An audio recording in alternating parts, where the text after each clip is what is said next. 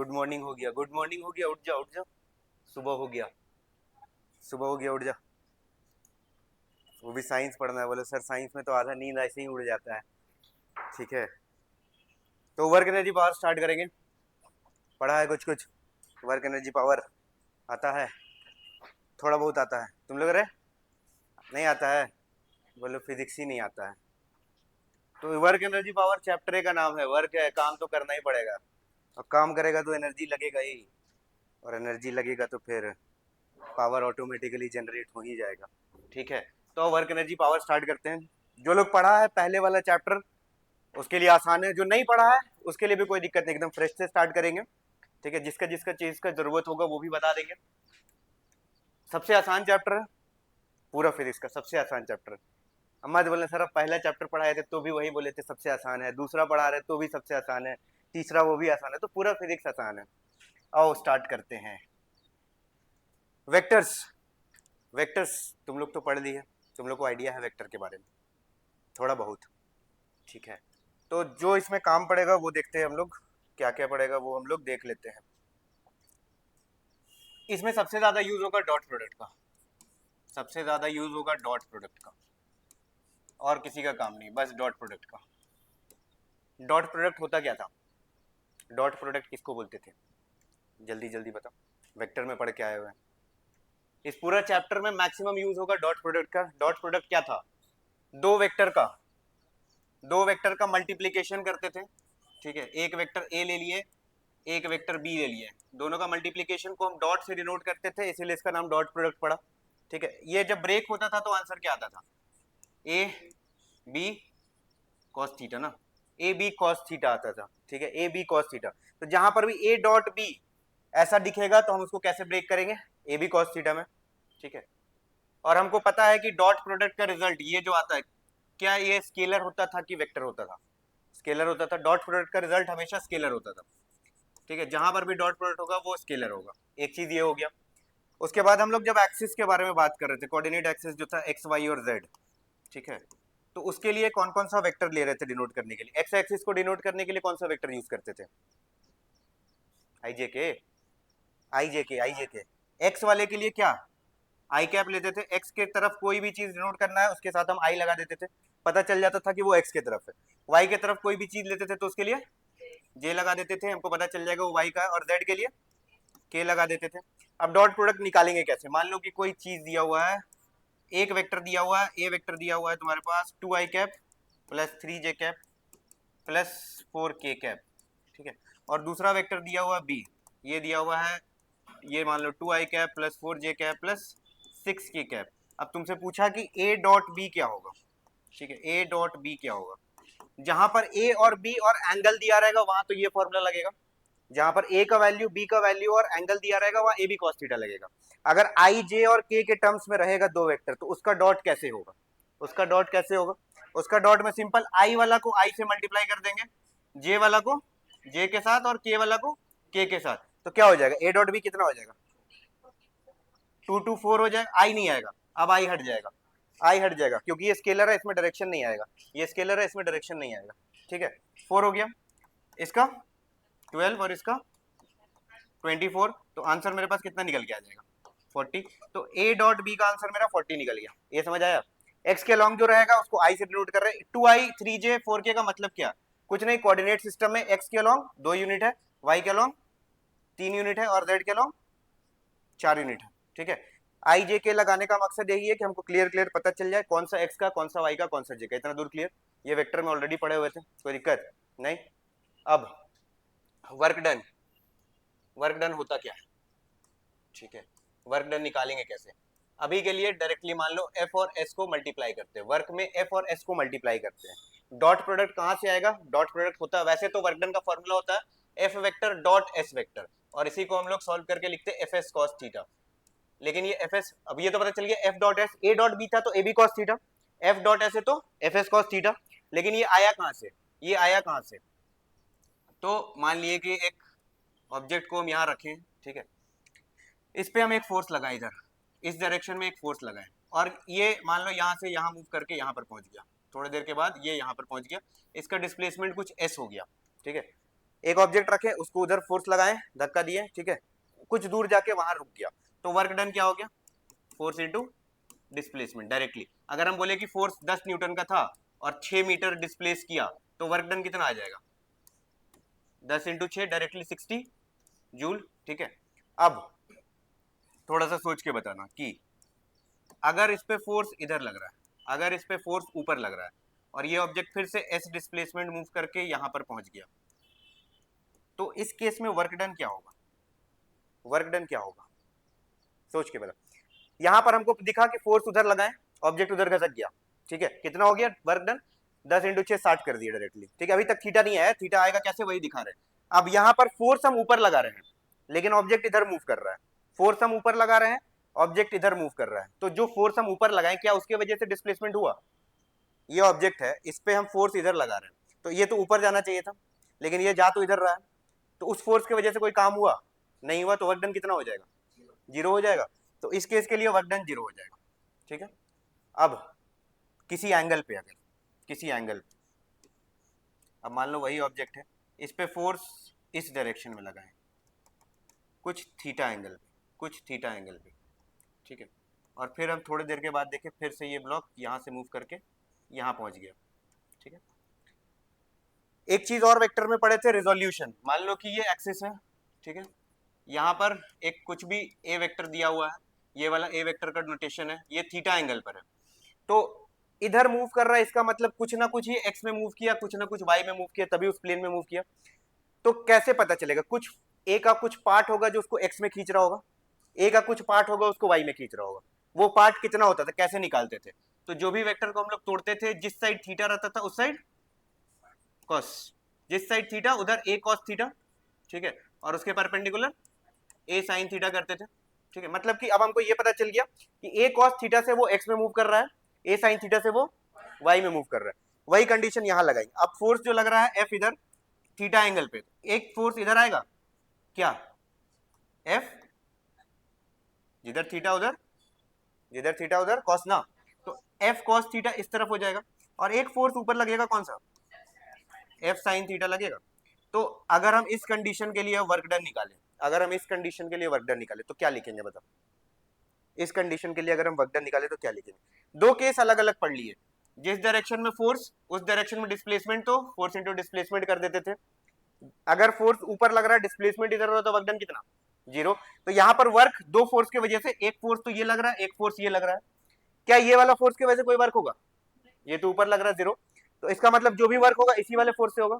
तो work done का formula क्या लिख सकते हैं, F cos theta into S लिख सकते हैं, एफ कॉस थीटा यहाँ पर फोर्स का काम कर रहा है इंटू एस, ठीक है, और यहीं से डॉट प्रोडक्ट का फॉर्मूला निकल के आया, इसी को हम लोग लिखे F cos theta into S लिखे या एफ एस कॉस थीटा लिखे, कोई दिक्कत, कोई दिक्कत नहीं, मल्टीप्लीकेशन ही हो रहा है, स्केलर मल्टीप्लीकेशन।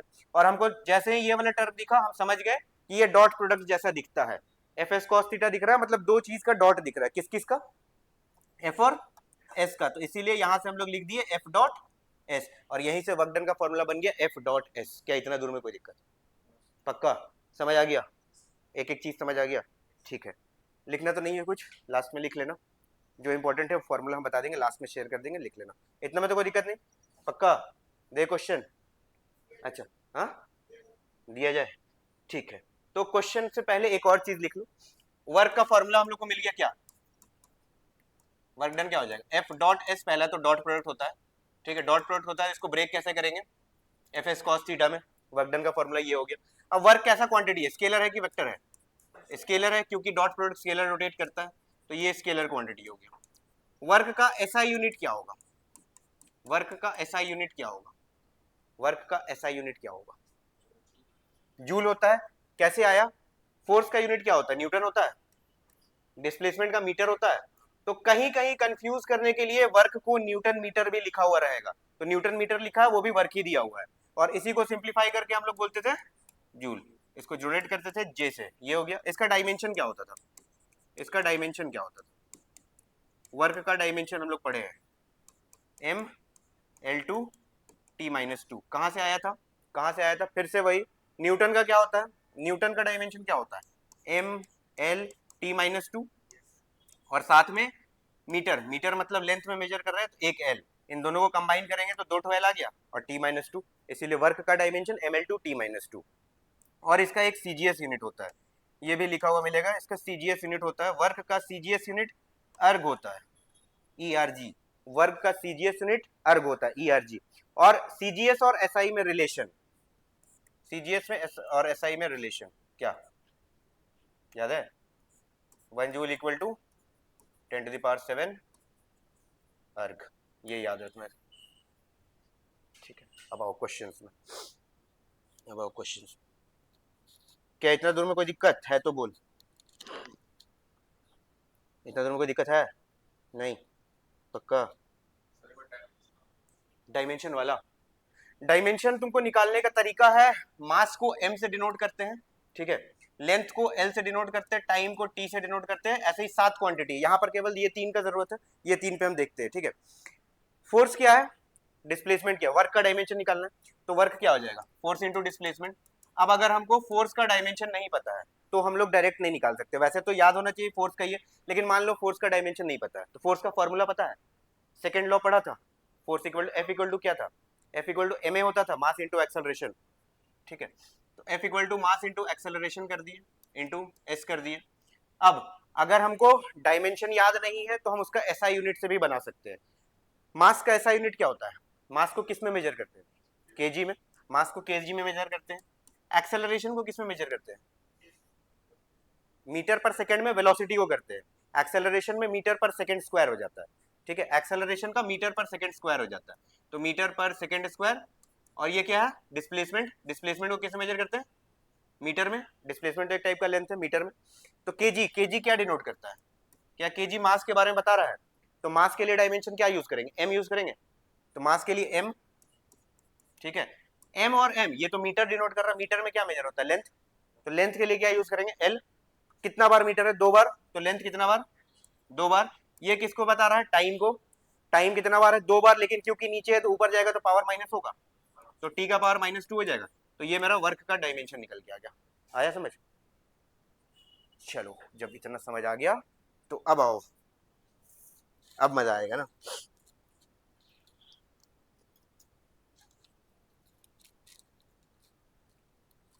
लिखना, calculate work done, calculate work done, calculate work done.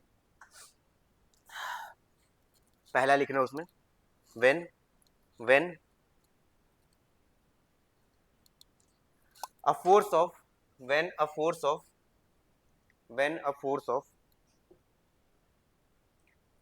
2 I cap Newton, when a force of 2 I cap Newton, 2 I cap Newton is applied, is applied, is applied on a block of mass 2 kg, on a block of mass 2 kg, on a block of mass 2 kg, on a block of mass 2 kg, to move it, to move it, to move it by, to move it by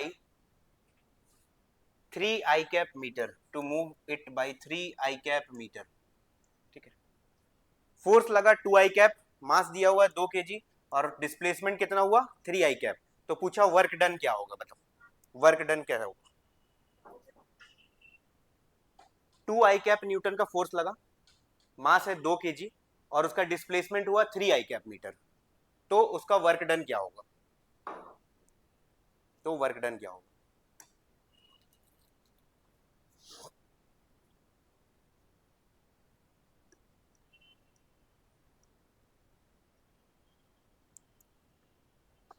आया?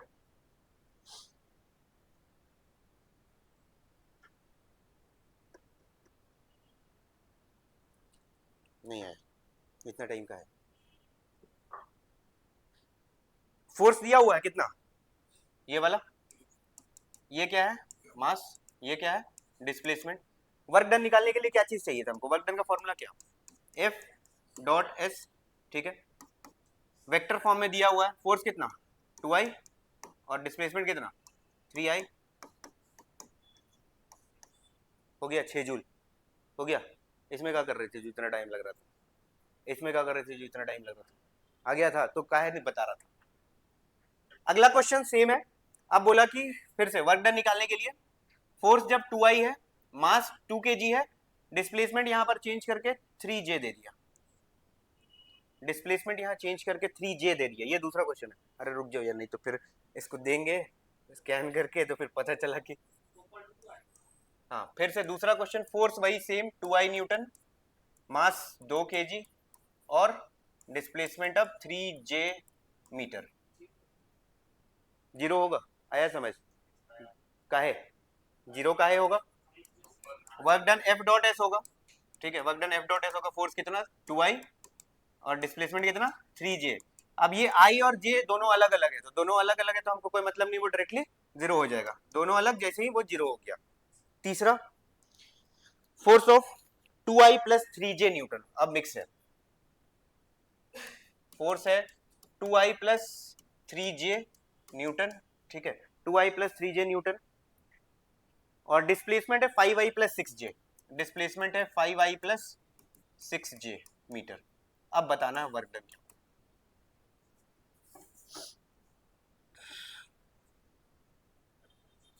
आया सबका 28? सबका 28 आया? आया 28? बताना पड़ेगा कि सबका आ गया। आ गया तो आगे बढ़ेंगे। बस कुछ नहीं करना है, ये वाला इससे मल्टीप्लाई होगा, ये वाला इससे मल्टीप्लाई होगा, ऐड हो जाएगा, ठीक है। डायरेक्टली कितना, 5 2 10 प्लस 6 3 18, तो 28 जूल। आ गया आ गया आ गया। अगला लिख,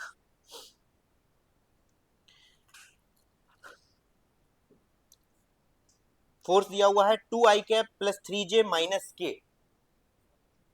फोर्स दिया हुआ है 2i प्लस 3j माइनस के, ठीक है। फोर्स दिया हुआ है 2i प्लस 3j माइनस के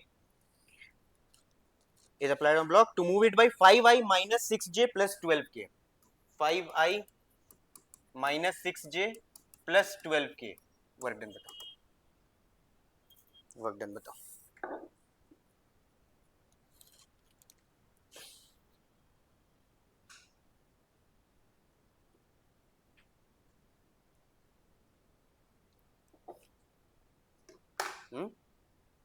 अब वर्क डन बताओ निकाल के।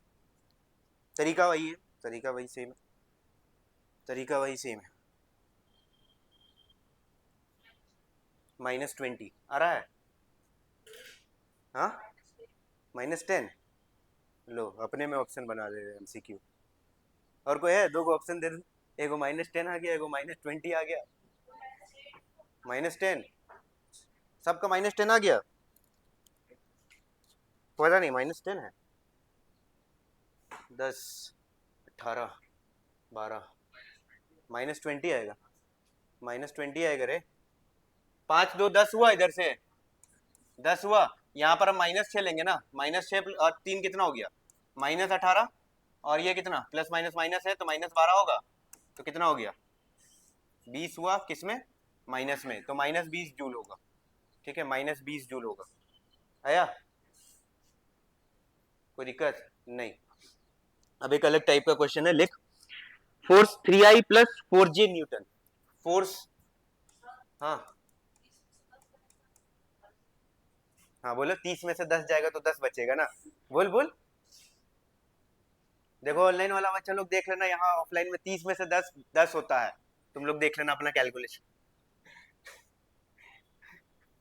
फोर्स कितना है 3i plus 4j Newton, 3i plus 4j Newton, ठीक है। अब बोला है कि वर्क डन निकालने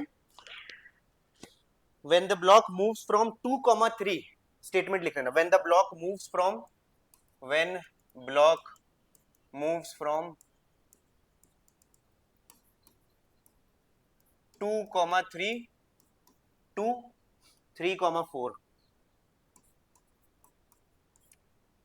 अब बताना है वर्क, जब एक फोर्स इतना न्यूटन का ऑब्जेक्ट को यहां से यहां मूव कर देगा, ऑब्जेक्ट को यहां से यहां मूव कर देगा, पहले वो 2, 3 पे था, बाद में वो 3, 4 पे चला गया, तो उस वक्त फोर्स क्या लगेगा, उस वक्त फोर्स क्या लगेगा।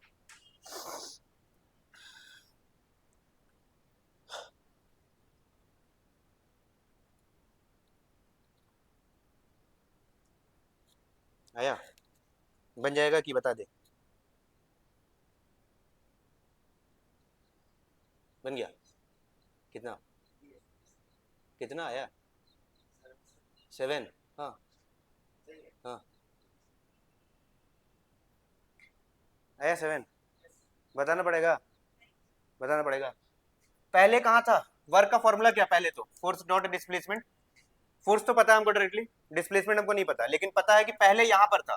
तो क्या हम इसको बोल सकते हैं, इसका इनिशियल पोजीशन क्या 2,3 है, मतलब 2i प्लस 3j, और फाइनल पोजीशन ये है 3i प्लस 4j। पहले यहां पर था, बाद में यहां पहुंचा है। ठीक है, तो डिस्प्लेसमेंट कैसे निकालते थे? डिस्प्लेसमेंट निकालने का तरीका था फाइनल माइनस इनिशियल। ठीक है, फाइनल में से इनिशियल माइनस करेंगे, 3i में से 2i माइनस करेंगे तो क्या बचेगा? सिर्फ i। 4j में से 3j माइनस करेंगे तो j। तो डिस्प्लेसमेंट मेरा निकल गया i प्लस j। अब डिस्प्लेसमेंट निकल गया, डाल दिए 3i plus 4j dot i plus j। हो गया। 3 वाला इसके साथ 3, 4 वाला इसके साथ 4, डायरेक्ट आ गया 7। कुछ नहीं दिया हुआ है तो डायरेक्ट 1 1, इसके आगे कुछ नहीं है तो 1 ही होगा। समझ आ गया? दे इस टाइप का दूसरा लिखना, force 2i plus 3j Newton. Force 2i plus 3j Newton. Force दिया हुआ है 2i plus 3j Newton. Force दिया है 2i plus 3j Newton. Position दिया हुआ r1 दिया हुआ है 2i प्लस 4j, इनिशियली जहां था r1 दिया हुआ है 2i प्लस 4j, और फाइनल दिया हुआ है 3i minus 2j, 3i minus 2j, 3i minus 2j। तो अब बताना है वर्क क्या होगा, अब बताना है वर्क क्या होगा। नहीं चेक कर ठीक से।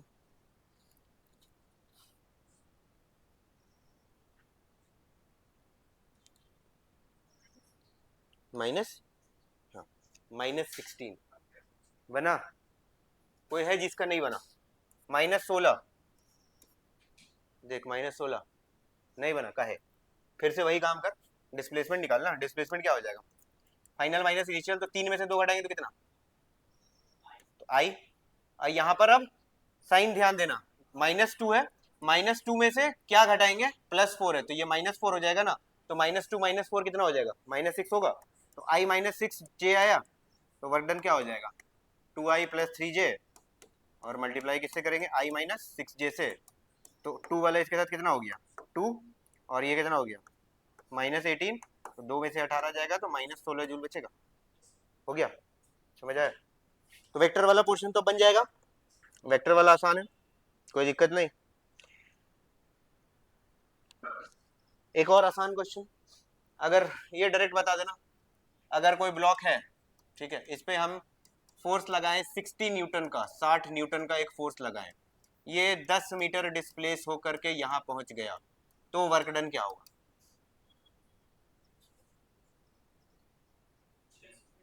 600 होगा ना जी। फोर्स और डिस्प्लेसमेंट मल्टीप्लाई हो जाएगा ना, फोर्स 60 है, ये 10 है, मल्टीप्लाई होगा ना, डिवाइड कर दिया था। आ गया? यहाँ तक हो गया?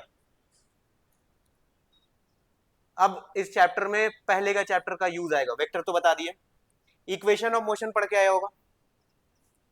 3 इक्वेशन ऑफ मोशन था, कौन कौन सा?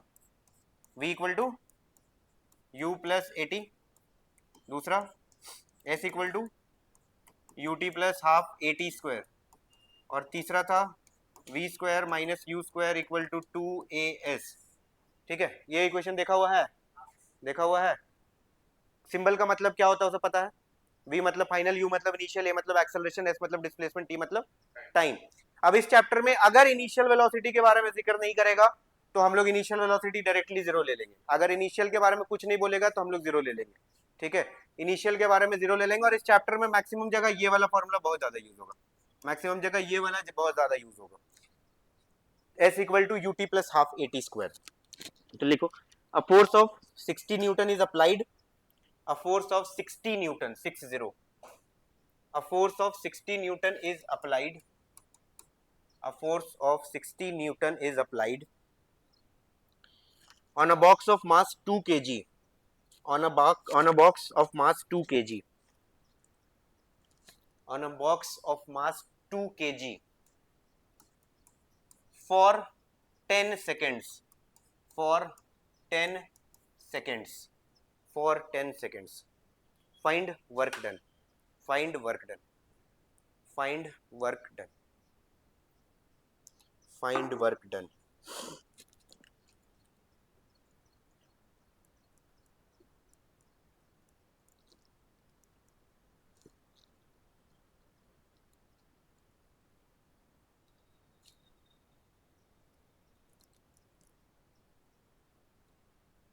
कितना?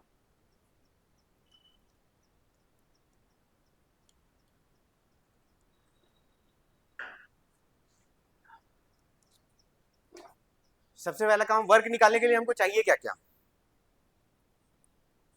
वर्क निकालने के लिए हमको चाहिए फोर्स और डिस्प्लेसमेंट। ठीक है, क्या मेरे को फोर्स पता है? पता है।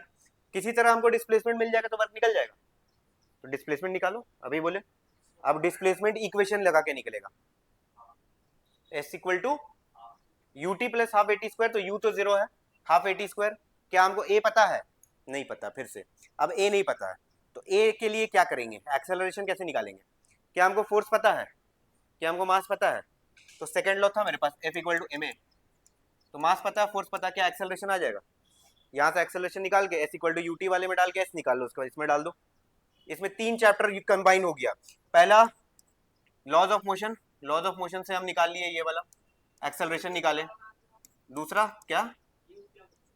You, zero zero. हाँ, दूसरा मोशन का चैप्टर का यूज हो गया, और तीसरा वर्क एनर्जी पावर। तीन चैप्टर एक ही क्वेश्चन में कंबाइन कर दिया, तीन चैप्टर एक ही में कंबाइन कर दिया, तीन चैप्टर एक ही में कंबाइन है। तो पहले लॉज ऑफ मोशन का यूज करके एक्सेलरेशन निकाल ले, उसके बाद मोशन का यूज करके एस निकाल ले, उसके बाद वर्क एनर्जी का यूज करके वर्क निकाल ले। निकाल के बताओ कितना आ रहा है।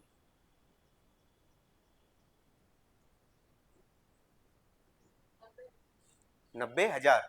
हाँ, वर्क डन 90,000 आ रहा है। क्या सबका आया 90,000? क्या सबका 90,000 आया? ट्राई कर। एक्सेलरेशन कितना आया? एक्सेलरेशन 1500, 30 आया होगा। एक्सेलरेशन 30 आया। हाँ, तो हाफ क्या करेंगे? एक्सेलरेशन 30 आया ये वाले इक्वेशन से। ठीक है, उसके बाद एस निकालना है। एस क्या था? UT plus half a t square, लेकिन यू तो जीरो है, तो हाफ इंटू ए, 30 इंटू 30 इंटू टी का स्क्वायर, टी का स्क्वायर 10 इंटू 10। तो ये क्या हो गया? किसका किसको काटे? इसी को काट दे। हाँ, तो हाफ ए टी का स्क्वायर। ओ सॉरी, कहाँ लिखे हैं बता? कहाँ लिखे हैं बता? बोले सर ऊपर वाला सब देख रहा है ना, रिकॉर्ड हो गया होगा, अब लिखे थे हम लोग, पॉज करके दिखा देंगे। तो कितना हो जाएगा? 30 10 था 3000, 3000 5, 300, 1500, 1500 मीटर। अब ये एस निकल गया 1500, तो वर्क का क्या था formula? Force into displacement. Force कितना? 60, 60 इंटू 1500, 15 6 90, और 3 जीरो इधर से। क्या समझ आया? आया आया आया, पक्का बन गया। गजब। दो एंगल हम स्पेसिफिकली पढ़ाए थे। ऐसे तो साइन कॉस का वैल्यू 0, 30, 45, 60, 90, 120, 180 में तो पता ही है। लेकिन दो एंगल हम पढ़ाए थे, कौन कौन सा एंगल है तो बता दे कम से कम, कौन कौन सा एंगल पढ़ाए थे दो ठो अलग से? अरे 30, 60, 45 ये तो सबको पता ही है। फिजिक्स में बार बार बोले थे दो एंगल बहुत जगह यूज होगा। कौन कौन सा दो एंगल था वो? 40, 30, 30 तो वैसे भी रहता ही है। 30 तो नॉर्मल है, 30 तो सबको याद ही होगा, जो ट्रिग्नोमेट्री पढ़ा 30 तो सबको पता ही है। हे भगवान, अरे 30 से ले, जीरो से लेकर के 30, 0, 30, 90 वो सब तो सबको पता है। दो एंगल बताए थे, एक 37 डिग्री और एक 53 डिग्री। दो एंगल बताए थे जिसका फिजिक्स में बहुत यूज होगा। तो 37 डिग्री के लिए क्या होता था वैल्यू? वैल्यू याद मत रखना, ट्रायंगल याद रख लो। ट्रायंगल से तो निकल जाएगा, ट्रायंगल से तो साइन कॉस टैन अपना जैसे निकालते निकल जाएगा। तो जब छोटा एंगल यहाँ पर रहेगा, जब यहाँ पर छोटा एंगल, इन दोनों में छोटा एंगल कौन था? 37 है। जब छोटा एंगल इस साइड रहेगा, पाइथागोरियन ट्रिपलेट 3 4 5, बस इसको याद रखो। ठीक है, तो इसमें सबसे छोटा कौन है? 3। तो छोटा एंगल के सामने 3, यहाँ 4, बड़ा वाला तो हाइपोटेनस ही होता है, पता है, 3 4 5। और अगर यही 53 डिग्री के बारे में अगर बात कर देगा, अगर यही 53 डिग्री के बात कर देगा, तो 5 तो यहाँ रहेगा, यहाँ क्या आ जाएगा? यहाँ 4 आ जाएगा, यहाँ 3 आ जाएगा। अब इससे साइन कॉस टैन जो भी बोलेगा निकल जाएगा। इससे अपना साइन कॉस tan निकल जाएगा। ये दो ट्राइंगल याद रखना, फिजिक्स में बहुत ज्यादा यूज है, 37 और 53 डिग्री, 37 और 53 डिग्री के लिए याद रखना, बस 3 4 5 याद रखो। 37 जब है तो छोटा एंगल है, छोटा एंगल के सामने छोटा साइड, बड़ा एंगल के सामने बड़ा साइड, बड़ा एंगल के सामने बड़ा वाला साइड।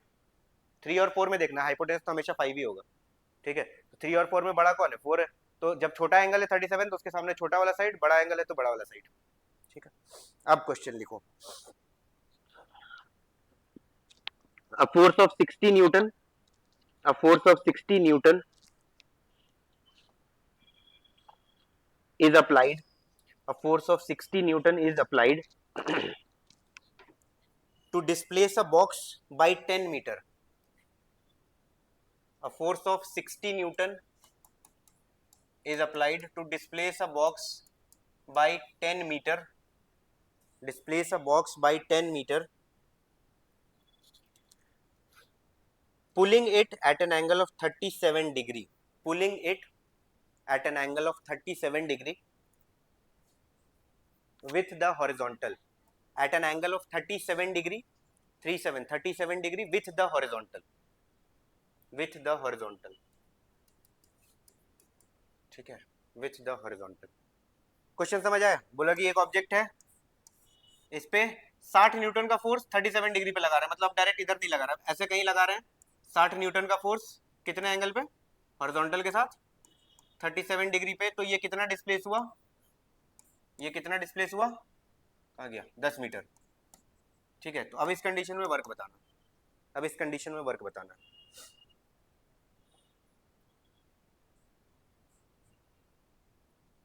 वर्क का फॉर्मूला क्या था, या तो फिगर देख के समझ ले, या तो वर्क का फॉर्मूला हमको पता है, जहां पर थीटा है तो वहां पर एफ एस कॉस थीटा, और अगर फिगर भी देखेंगे तो हमको पता है, तो ये 60 है तो ये वाला कितना 60 कॉस थीटा होगा, 60 कॉस 37, और ये वाला 60 साइन 37 होगा।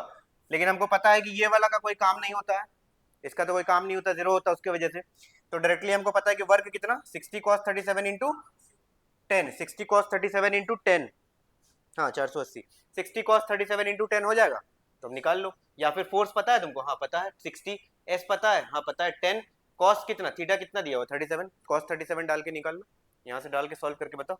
480 आ रहा है, देख 480 आया, आया आया आया रे तुम लोग का 480। सेम क्वेश्चन 53 डिग्री के साथ बना ले, सेम क्वेश्चन 53 डिग्री से बना ले। एफ 60, एस 10 और थीटा 53, तो वर्क क्या 360 आया। कॉस थीटा में कॉस 37 लगा दिए, और कॉस 37 का वैल्यू फिर ट्राइंगल से निकालो। कॉस 37 कितना आया, 4/5, या तो याद रखो या फिर ट्राइंगल से निकालो बार बार। जनरली साइन और कॉस का ही होगा, तो साइन 37 3/5 होता है और कॉस 37 4/5 होता है, और वही उधर उल्टा हो जाएगा।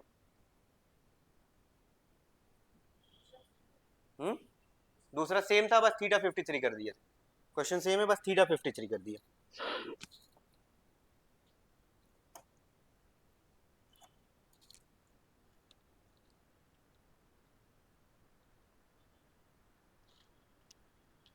इतना दूर में कोई दिक्कत नहीं, पक्का। तब एक थोड़ा सा वो वाला पार्ट, इससे पहले जो क्वेश्चन किए थे जिसमें एक्सेलरेशन निकाले थे, एस निकाले थे, और उसके बाद फिर फोर्स निकाले थे वो, और यहाँ से एंगल वाला, ठीक है, एंगल वाला यूज करके एक मिक्स करके क्वेश्चन है, वो एक बार ट्राई कर। 450, 360 आ रहा है इसका कि 450 आ रहा है, 360 आ रहा है ना। कॉस 53 कितना होता है वह, कॉस 53 कितना होता है, पहले कॉस 53 का वैल्यू चेक कर। 360 है ना यार, सबका मैथ्स खराब हो जाता है, सब बर्बाद कर देता है फिजिक्स को, कि फिजिक्स से सबसे घटिया सब्जेक्ट होता है पूरा जीवन में। फिजिक्स में क्या करना, फिजिक्स में work done equal to force into displacement, याद है तो हो गया फिजिक्स। उसके बाद तो वर्क अपना लिखना है, फोर्स अपना लिखना है, डिस्प्लेसमेंट अपना लिखना है, निकालो लिखना। A force of 60 Newton is applied to a box. A force of 60 Newton. A force of 60 Newton is applied to a box. A force of 60 Newton is applied to a box of mass 20 kg for 10 seconds. Of mass 20 kg for 10 seconds.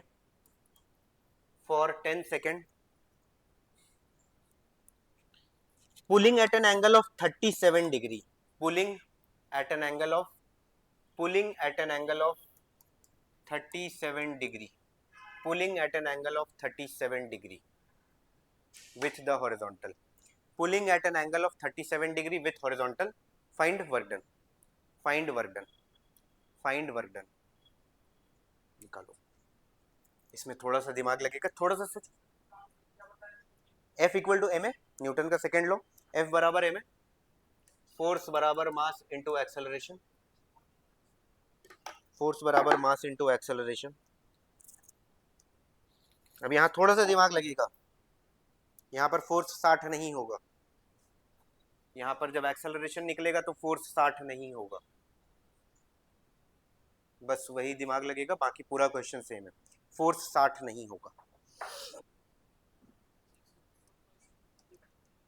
क्या चीज नहीं आएगा 3. Force 60 नहीं लगेगा. नहीं, 2.4 आएगा. 2.4.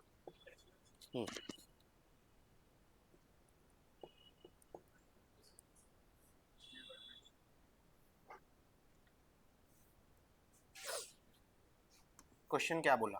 एक object है जिसका मास 20 केजी है, उस पर एक फोर्स लग रहा है 60 न्यूटन का. कितना एंगल पे? 37 पे. तो वो नहीं, डिस्प्लेसमेंट भी नहीं किया हुआ. तो उसके बाद बोला कि 37 पे लग रहा है तो वर्क डन निकालें. यही बोला, यही बोला.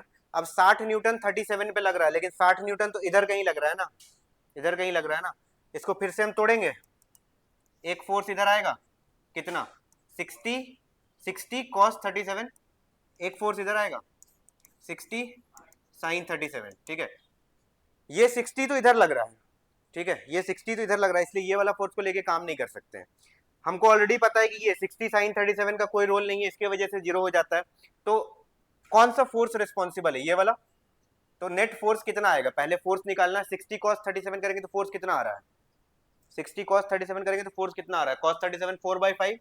तो मतलब कहीं ना कहीं 60 इंटू 4/5, 5 12 12 4 48 आ रहा है. तो इसको इस तरफ 48 न्यूटन का फोर्स खींच रहा है. अब सेकेंड लॉ लगेगा, F equal to ma. Force कौन सा लग रहा है? 48, मास कितना? 20, एक्सेलरेशन निकालना है. तो 48/20 ये मेरा एक्सेलरेशन आएगा. ये कैंसिल करके कितना? 2.4 के आसपास आ रहा होगा. ठीक है, तो 60 न्यूटन सीधा नहीं लग रहा. अगर ये सीधा लगता तब, ये एंगल पे लग रहा है तो पहले हमको खोजना पड़ेगा सीधा में कौन सा फोर्स लग रहा है. ठीक है, अब बता कितना आ रहा है. आया समझ? तो दे, शाबाश. अरे 60 न्यूटन बोले इधर लग रहा है, तो एक्सेलरेशन निकालने के लिए पूरा 60 न्यूटन का फोर्स रिस्पॉन्सिबल नहीं है.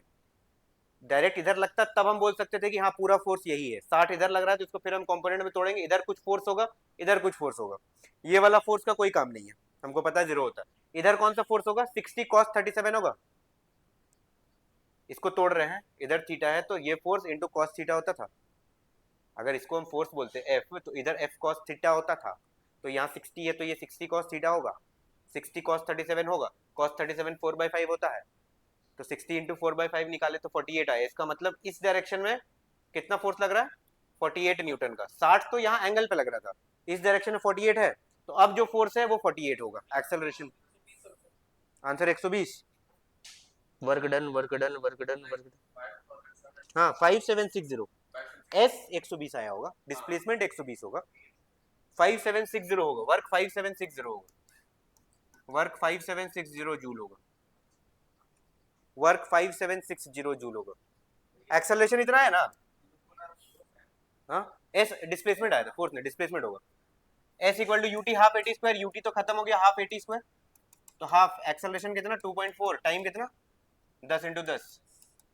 तो कितना हो गया ये? 2 1.2 1.2 इंटू 10 12, और 12 इंटू 10 120. ये तो 120 ही आया है.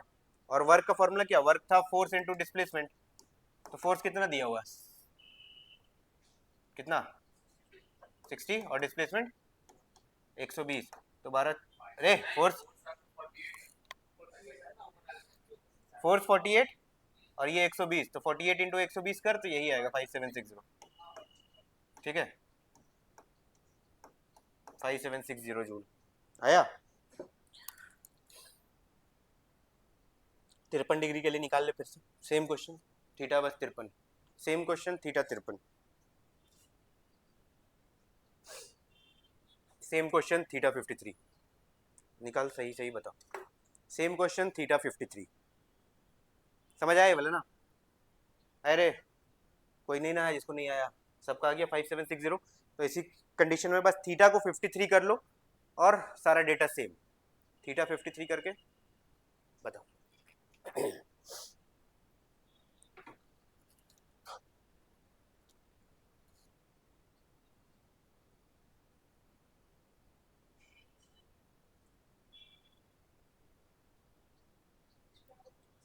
53 degree, same question, force 60 Newton लग रहा है, मास 20 केजी है, 10 सेकंड के लिए, लेकिन अब 53 डिग्री पे फोर्स लग रहा है। अब जो फोर्स है वो 53 डिग्री पे लग रहा है। अब जो कंडीशन बना ऐसा बन गया, ये मास है, ये है, यहाँ पर अब 53 डिग्री आ गया, ये 60 है, तो बताना फिर से वर्क क्या होगा।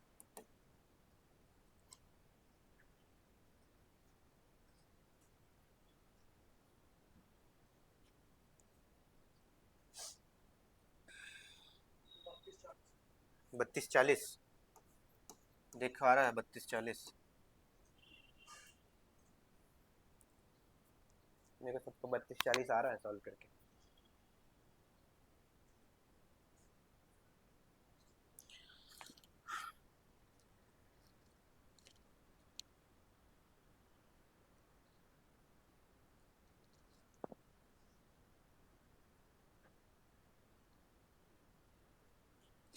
बत्तीस 40 आया।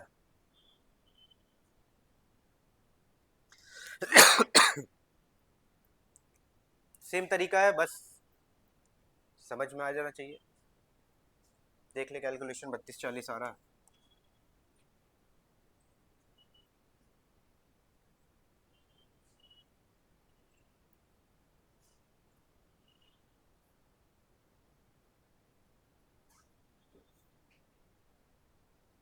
आया 32 40 आया, आ गया?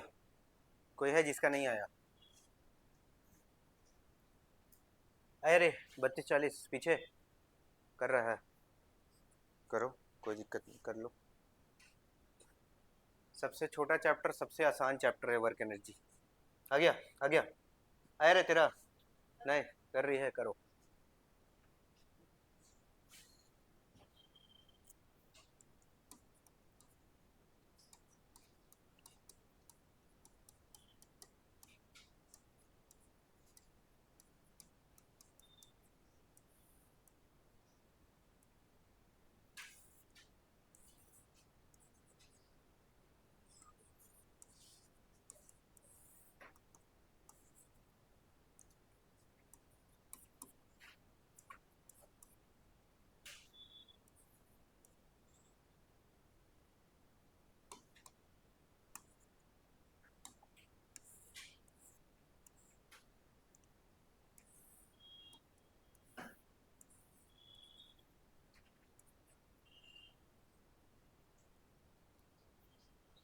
आ गया?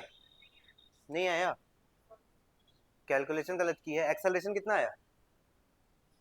पहले फोर्स तोड़ी, कितना आया फोर्स? फोर्स कितना आया? 60 cos 53, 60 cos 53 कितना हो जाएगा? कितना है सॉल्व करके फोर्स का वैल्यू? 36 ना। फोर्स 36 आया, तो फोर्स 36 आया, मास इंटू एक्सेलरेशन, तो एक्सेलरेशन कितना? 36 बाई मास कितना था? 20, तो कितना आ गया ये? 1.8, एक्सेलरेशन 1.8 आया है। ये कैसे नहीं आया? तो वहां फोर्स 60 वाला ले ली होगी, 60 का है लेगी, 60 एंगल पे लग रहा था ना, तो जो फोर्स इस डायरेक्शन में हॉरिजॉन्टल लग रहा है उस फोर्स को लेंगे ना, वर्टिकल वाला फोर्स की वजह से तो जीरो हो जाएगा, इसीलिए गलती होगा, चेक कर लेना। अब नेक्स्ट है वर्क डन बाय ग्रेविटी। जब तक जमीन पे घुमा रहे थे इधर उधर वो तो पता चल गया कैसे निकल रहा था, अब ग्रेविटी की वजह से क्या होगा? ग्रेविटी की वजह से क्या होगा? कोई ऑब्जेक्ट है यहाँ पर रखा हुआ है, इस पे एक फोर्स लगता है उसके वेट के इक्वल कितना, mg, नीचे के डायरेक्शन में हमेशा हमेशा उस बॉडी का वेट की वजह से mg नीचे लगता है। अब बोला कि अगर हम इस ऑब्जेक्ट को यहां से उठा करके ऊपर ले गए, ठीक है, इसका मोशन अपवर्ड है, इसका मोशन अपवर्ड है, अब हम उस बॉल को उठा करके ऊपर लेके गए तो ग्रेविटी उस पर कितना काम किया होगा, ग्रेविटी उस पर कितना काम किया होगा, तो वर्क डन निकालना है बाई ग्रेविटी। तो अगर हम बोले वर्क डन बाई ग्रेविटी को WG डिनोट किए, वो क्या होगा, force due to gravity into displacement होगा, force due to gravity into displacement हो जाएगा, होगा। ग्रेविटी की वजह से कौन सा फोर्स लग रहा है, क्या mg लग रहा है, ग्रेविटी की वजह से कौन सा फोर्स लग रहा है, mg लग रहा है, जो उसको पकड़ के रखा हुआ, तो फोर्स का वैल्यू कितना, mg। अच्छा, इसको हम क्या लिख सकते हैं, डॉट प्रोडक्ट है तो force due to gravity into s into cos theta. Theta क्या होता था, जनरली थीटा होता क्या था, जो फोर्स लग रहा है और जो डिस्प्लेसमेंट है उन दोनों के बीच का एंगल, फोर्स और डिस्प्लेसमेंट के बीच का एंगल को थीटा बोलते थे। क्वेश्चन में थीटा दिया है, इसका मतलब वो फोर्स और डिस्प्लेसमेंट के बीच का एंगल है। तो यहाँ पर ग्रेविटी की वजह से फोर्स कितना लग रहा है, mg लग रहा, कितना डिस्प्लेस किया, कितना दूर गया ये यहाँ से, वो तो m से h हाइट तक गया, तो उसका डिस्प्लेसमेंट कितना हुआ, h हुआ। अब कॉस कितना होगा ये बता, फोर्स किधर लग रहा है, फोर्स का डायरेक्शन किधर है, फोर्स का डायरेक्शन किधर है, फोर्स का फोर्स का फोर्स का फोर्स का फोर्स तो mg लग रहा है ना, ग्रेविटी की वजह से फोर्स हमेशा नीचे के डायरेक्शन में लगता है, तो फोर्स का डायरेक्शन डाउनवर्ड है। डिस्प्लेसमेंट का डायरेक्शन किधर है, दोनों के बीच एंगल कितना, सबका मैथ से खराब है ना, अरे फोर्स इधर है, डिस्प्लेसमेंट इधर है, तो ये वाला एंगल कितना होता है, ये 90 कहां से होता है, 180 होता है ना, और cos 180 का वैल्यू कितना, -1 होता है, cos 180 का वैल्यू -1 होता है। तो वर्क डन बाय ग्रेविटी इस केस में वर्क डन बाय ग्रेविटी क्या आ जाएगा, mgs तो रहेगा ही, कैसा, पॉजिटिव की नेगेटिव, नेगेटिव हो जाएगा क्योंकि cos 180 माइनस हो जाएगा। अब दूसरा केस, जब हम ऑब्जेक्ट को ऊपर से नीचे गिराए, ऊपर से नीचे गिराए, दूसरा केस में मोशन डाउनवर्ड है, वो ऊपर से उसको नीचे गिरा दिए, अब इसमें मोशन डाउनवर्ड है, फोर्स किधर लग रहा है, अब ऑब्जेक्ट यहाँ पर है, यहाँ तो बाद में पहुंचा, पहले यहाँ पर था, यहाँ से उठा के हम ऊपर लेके गए, तो इसलिए फोर्स इस ऑब्जेक्ट पे देखें। अब मेरा ऑब्जेक्ट जो है वो यहाँ पर है, इस पे फोर्स कितना, नीचे के डायरेक्शन में हमेशा mg, ठीक है। इस केस में वर्क डन बाय ग्रेविटी क्या, फिर से F S cos theta, force कितना ग्रेविटी की वजह से, mg, डिस्प्लेसमेंट कितना, h। अब इस केस में थीटा कितना,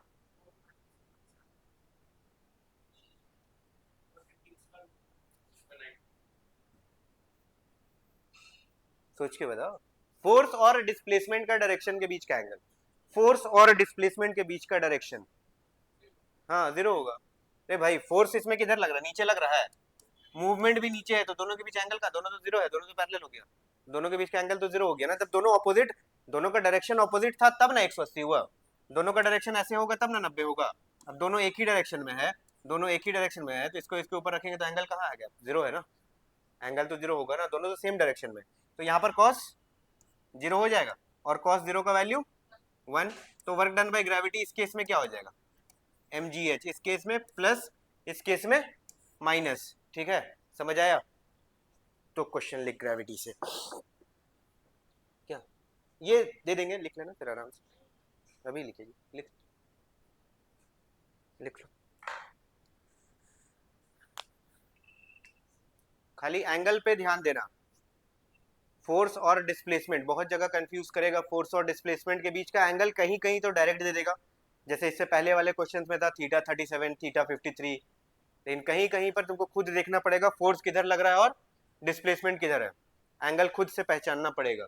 और वैसा जब भी पहचानना होगा तो 2 ही एंगल दिखेगा, या तो 3 एंगल दिखेगा, या 0 या 90 या 180।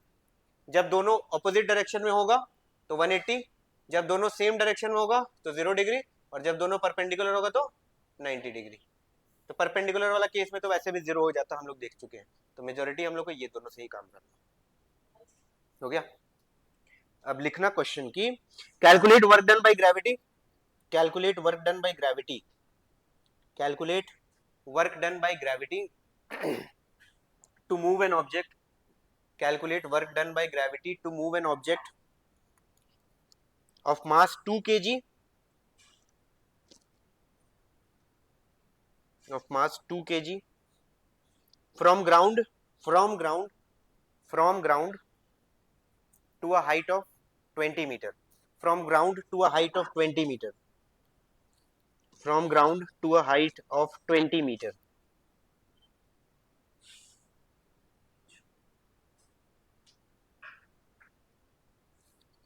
From a ground of 20 metre height. कितना? 10. जी का वैल्यू वैसे तो 9.8 होता है एक्सेलरेशन ड्यू टू ग्रेविटी, लेकिन कैलकुलेशन में 10 यूज करो, कैलकुलेशन में 10 यूज करो. कितना?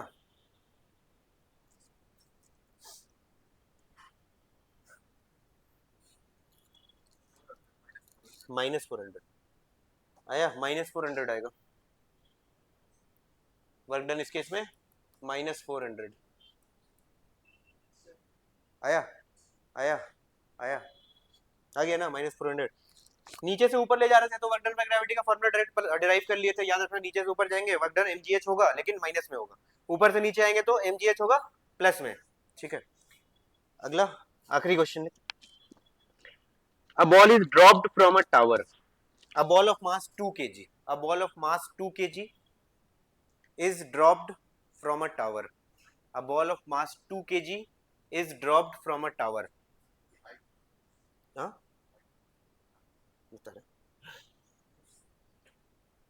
how much work will be done, how much work will be done by gravity in 3 seconds.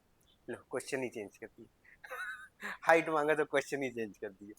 Height दे देते तो फिर तुरंत mgh लगा देता, आ जाता. How much work will be done by gravity in 3 seconds. How much work will be done by gravity in 3 seconds. अब निकालो, अब मजा आएगा. लो सर हाइट दे देते ना यार, mgh लगाना था. मास दे ही दिए 2, जी का वैल्यू पता है 10, 10 2 20 हो गया. हाइट दे देते तो सीधे निकल जाता. क्वेश्चन में पलट दिए सर. अब अफसोस हो रहा है ना, काश नहीं पूछो. जो लोग हमसे प्रोजेक्टाइल पढ़ा था, ठीक है, वो लोग से ये क्वेश्चन तुरंत बनना चाहिए बिना पेन का. वो लोग को हाइट निकालने की जरूरत नहीं है, वो लोग को हाइट याद होना चाहिए. हाँ, नहीं उसका शॉर्टकट हम इन लोग को सिखाए थे, लेकिन इन लोग तो काहे के लिए याद रखेंगे. दो दो बार वीडियो में देखी थी ना तुम, भूल गई थी, छुट्टी के बाद आई थी, उसके बाद वो भूल गई. 600 ना, आंसर है 900, आंसर है 900.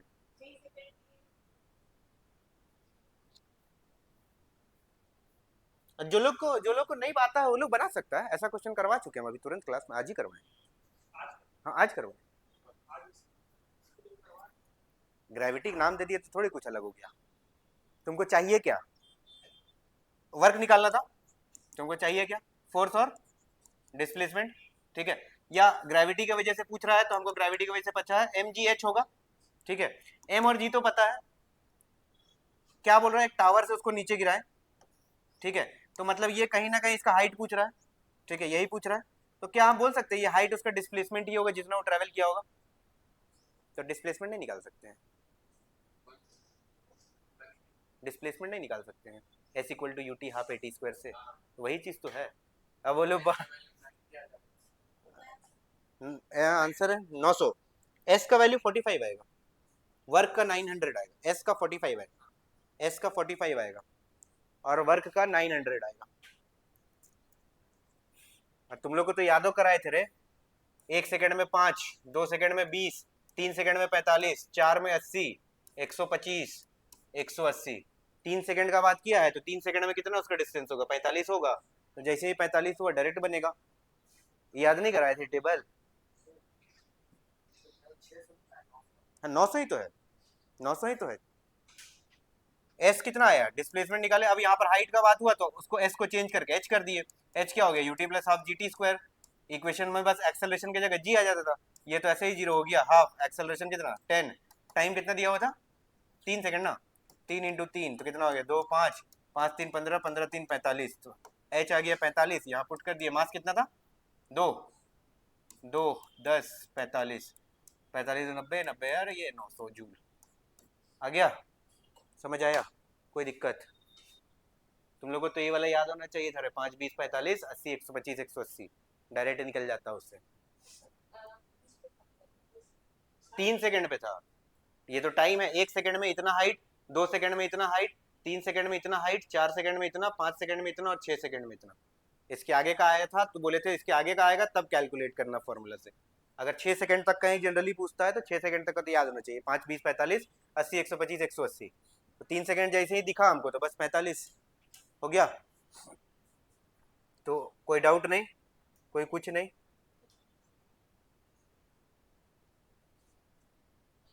छुट्टी चाहिए, अभी 2 क्वेश्चन और करा दे। अच्छा अगली क्लास करा दे, मैं तुम्हारा ही लोग उधर से पहले ये लोग बहुत पढ़ने का मन ले ले ले और पढ़ लेना एक बार। वर्क रजी सबसे आसान है। अगले क्लास इंटीग्रेशन डिफरेंशिएशन वाला जो पोर्शन है उससे हम लोग फिर वर्क निकालना सीखेंगे। हाँ इतना में कोई दिक्कत नहीं। डॉट प्रोडक्ट क्लियर, फॉर्मूला से क्लियर, ग्रेविटी के वजह से क्लियर। ठीक है चलो फिर, थैंक यू। अब पढ़ो घर जाके।